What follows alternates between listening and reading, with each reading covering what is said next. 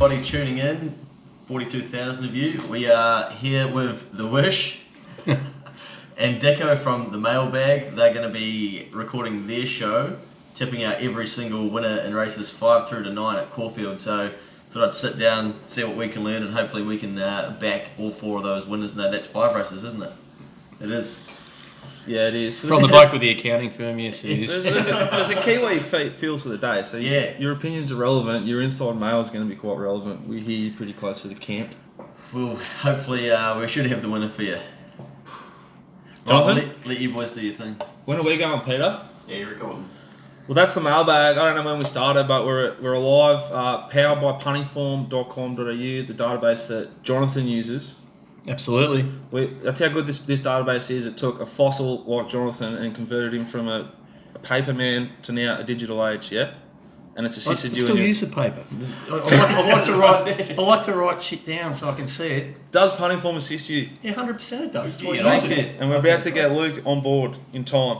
Yeah. Also made possible by betfair.com.au and hydrated by Goat Lager. Jonathan? And Jonathan Walsh Equipment Finance and J&J Walsh Bookmaking. Yeah, I forgot. Yeah, so How you been? How you been? No, under the pump, cast. Why? What's wrong? It's not enough hours in the day, and I've treated myself to too many beers, and just generally battling. It looks like it might have been okay recently. I think you might have got yourself down to the DFO and topped up on some cheap Tommy Hilfiger gear by the look of ya. Absolute bargain, mate. Yeah, what did you do? I had to go from a medium to a large because I got fatter. That's what happened. So What Taryn say? She doesn't care. She leads a life of luxury. I love this show. Welcome. Thank you for joining us. Big weekend for your mob, your countrymen, yeah? You're a big chance of winning our biggest race, or our most expensive mile race. We thought we'd have Catalyst in there as well, as Melody Bell. What happened to it? He's got some sort of injury and they just put him aside. He's the second most. Didn't the Golden Eagle worth $7.5 million, now over 1,600?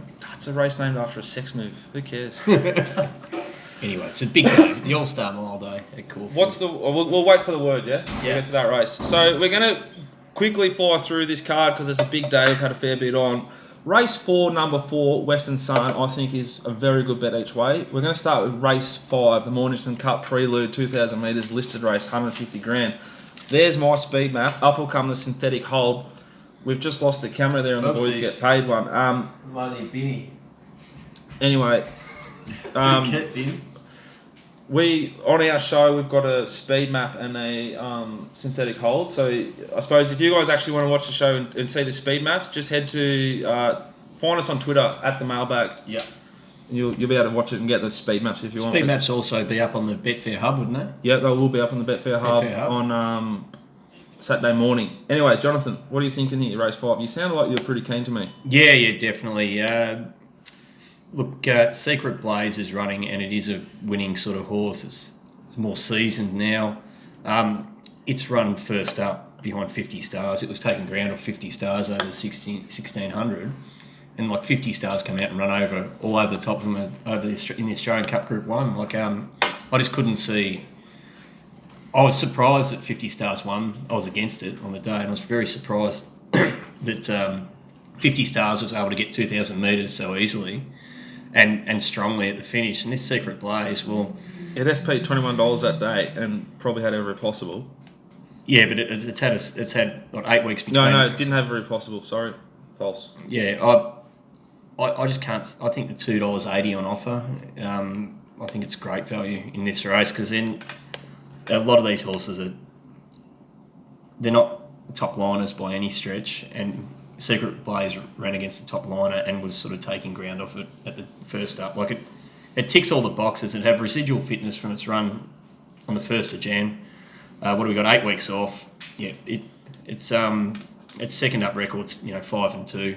It's just well suited here. Good draw, top jockey on. Tick tick tick tick. I think the race is poisonous and just boring. Each horse here's got a figure above 10. It's just a bunch of numbers going to a boring race at Mornington. I've got no interest in gambling on it. Anything else? Wow. We don't bullshit here. We just you don't. as it is. We want to give The Wish was Articulate talking betting advice. He's obviously pretty keen. Yeah, he was talking me into secret plays there, but now he might have just put a bit of cold water on it. But I'll be at the track and I won't be able to help myself, so I'll be following the Wish in. Beautiful. Race number 6, 1100 metres. Rails out 6-2 at Caulfield, which we should talk about. Yeah. I think it might be alright. If anything, I reckon it might go the other way, because surely the amount of pressure that has been put on this ground track staff to provide a track that's reasonably fair to race upon must be extreme. And if anything, it'll tip the other way. Having said that, Jonathan, I thought the same thing would happen yesterday at Sandown. Surely on the hillside, you'd be able to run on and be competitive. Oh, look, I was wrong. I didn't think there's There any... was a fucking road up the fence again. Yeah, it's standard road. And makes wagering before you get there almost impossible.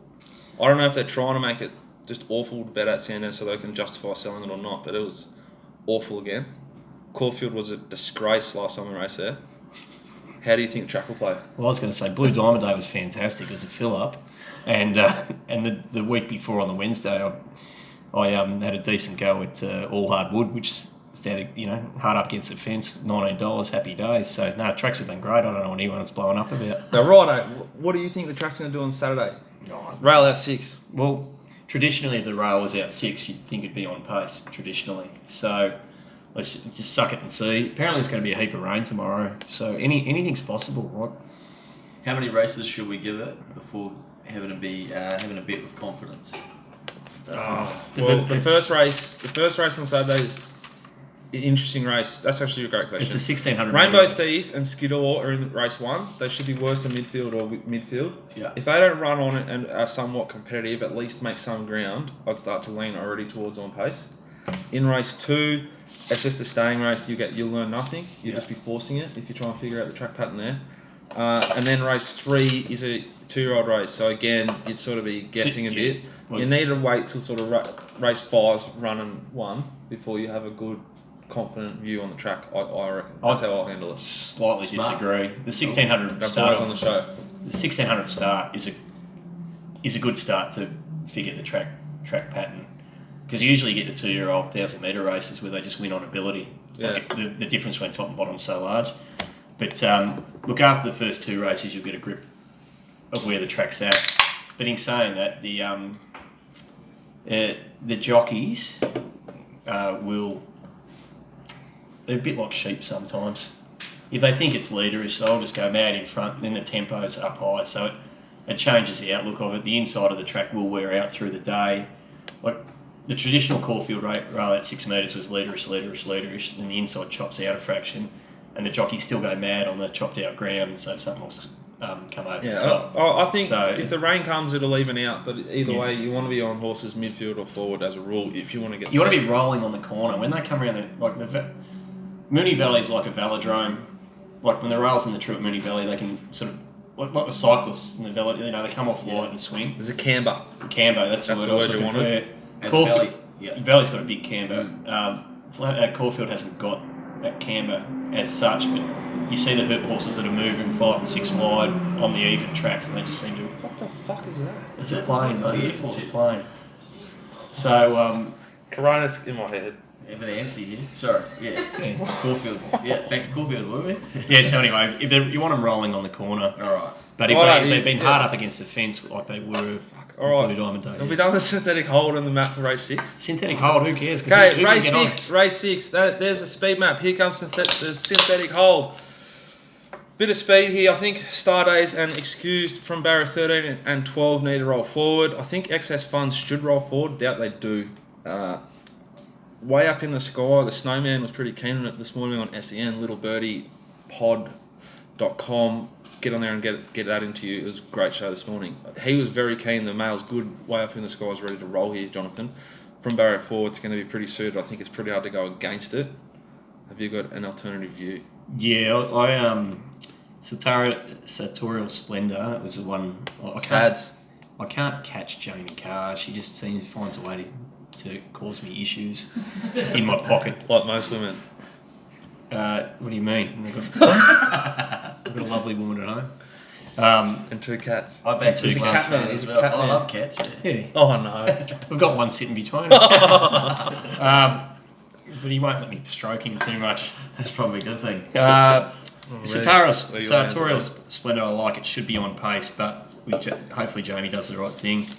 I did find Way Up in the Sky. Excess Funds, I wasn't a big... I thought it could have been a bit more impressive. It didn't do enough. Slaughtered at Moonee Valley. Slaughtered. But it was against benchmark. They weren't A-grade horses by any stretch. Yeah, it's not fucking Black Caviar. What do you want to do from that position? Or win. Or not get run on. Not get... the third horse got up inside it. It wasn't finding enough on the line for mine. Yeah, it could have been set up for this. That wouldn't shock, would it? No, but Sartorial's Splendor, Way Up in the Sky. Pretty big switch. Hugh Bowman goes on. That's a sign of intent from the yard. Yeah, and I actually didn't mind if they can run on a bit. Igniting's not the worst horse. It's sort of one I fall for a bit. But anyway. Anything here? I was going to ask if you're going to back one in the race. Would it be Jamie Carr?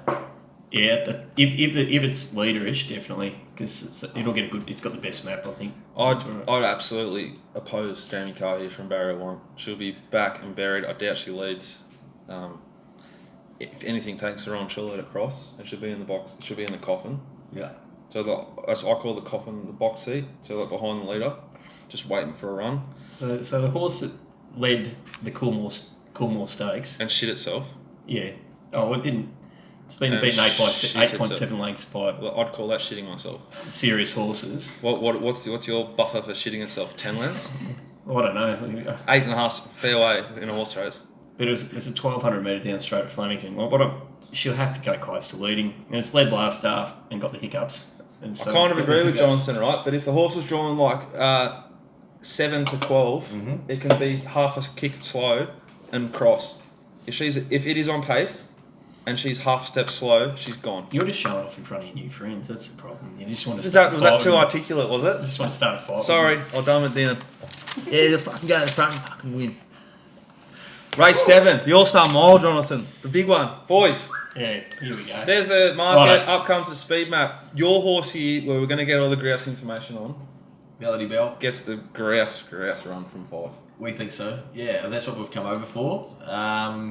We took 225 at place a couple of weeks ago. We thought that was pretty tasty. See, they're still putting up $2, so that's good. We should double everything that we've got to take back to New Zealand. And I think she should be winning. She's got everything in her favour, and especially if they get a bit of rain. She's the most credentialed horse in the market here, I'd say. And she gets the best run. Yep. So it's as simple as that, basically. The No, stable nonsense. and that... They're very, very, very happy with her last start. I think they've got her firing for this specifically. So the way they're setting horses at the moment and where they're placing them, they just can't seem to get beat either. So I think that that momentum is just rolling on for them. And that first up performance, you're thinking was just like have a look around Caulfield. Bit of a hit out, Yep. yeah, and then they have a really second up. So I think we heard from Opie after the first start that he was very, very impressive, and then he's been over the right track work this week, and he doesn't sing horses' praises too often, but he got off her and was very, very happy. So the confidence is high. Just whether she can put it all together on the day and how this fucking track. So if Melody Bell wins, you'd be out in the drink with Opie. He doesn't mind a drink, does he? I don't know if he'll come out for a drink with us. He's probably smarter than that, to be fair. Yeah. But I mean, we could offer. I'll just get yelled at for fat sticks. So yeah. Now, who's yelling at you, mate? Missus. Cats, missus. No, cats love me. Now! Pistols with Superstorm still? You're not jumping on the Regal Power like Willie Pike did? No. Yep, we're still with Superstorm. Jonathan, what are we doing? Oh, these are the races I love to be a bookmaker on, because if this track's Streets of Avalon, who I backed at a maiden at Great Western and got beaten, is now a group feels one. like it hurts. Oh, it does. That's like going You never forget, eh? This is like going from winning the AFL Grand Final to playing under 13s full forward and getting beaten and just not kicking a goal. It was just I can't get my head around it. It wasn't a rort or anything like that. It just dead set got beat at Great Western in a maiden, which is a low grade. It's just beyond me. Like I see this horse, I pen it all the time. I'm like, can't win a Great Western. How's it going to win a group race? And it does. And it has. But anyway, it should go to the lead. Like if it gives Alligator Blood a bit of a tickle up front, get a tickle up front. Colding just didn't seem to go at Caulfield last start, which is in the market. Melody Bell could get back in the run a bit. I marked, so basically all the single figure odds, if I can lay them all, the mathematics, well, if I lay all them and they get beat, I'll win. It's pretty simple. Fierce Impact's the one. Thank God for him. Fierce Impact's got I think Craig Williams on is a good thing. Mate, he's drawn 12. Where's that going to be in the run? Yeah, rolling on the corner. Same with the other one, which will be rolling on the corner, which will be Superstorm, which has got a good jockey change, I reckon. Yeah, it has got a good switch. Mark Zara definitely rides Caulfield better than Willie Pike. Yeah, well, Mark Zara might have looked at the form and, went for it, and we don't know really what's going on there, or the weight. What's Willie Pike ride at, Pete? Is he No, Willie... Down to 50. Willie Pike has chosen to ride Regal Power, Jonathan. Yeah, let's back him. He could get... Anyway, if the track's a bit worn out, they're rolling, yeah, Fierce Impact and the other W and Superstorm, the ones building the empire for me. Question for you, lads. Do Aussies usually lay the Kiwi horses and think like, nah, fuck it, that form doesn't stack up and they won't? Yeah, I laid Melody Bell or bet against her both starts last preparation How'd that at go? Flemington and got fucked right in the snufter. No, I got beaten by Magic Wand. Magic Wand one day. Yeah. The first time it punished me financially like you wouldn't believe. I've had 4 shots. And mentally, like, Yeah. what day was that? Like, Start Risky you beat it. it was like early. I was flying. There was a derby day, so I backed. We launched it a few and landed them all, and I was aggressive and confident. Yeah. And she just Undid it all. gassed me. Yeah. Yeah. We were against Catalyst the second time. Yeah. We didn't go hard enough. It was off in the yard. Yeah. Oh, yeah.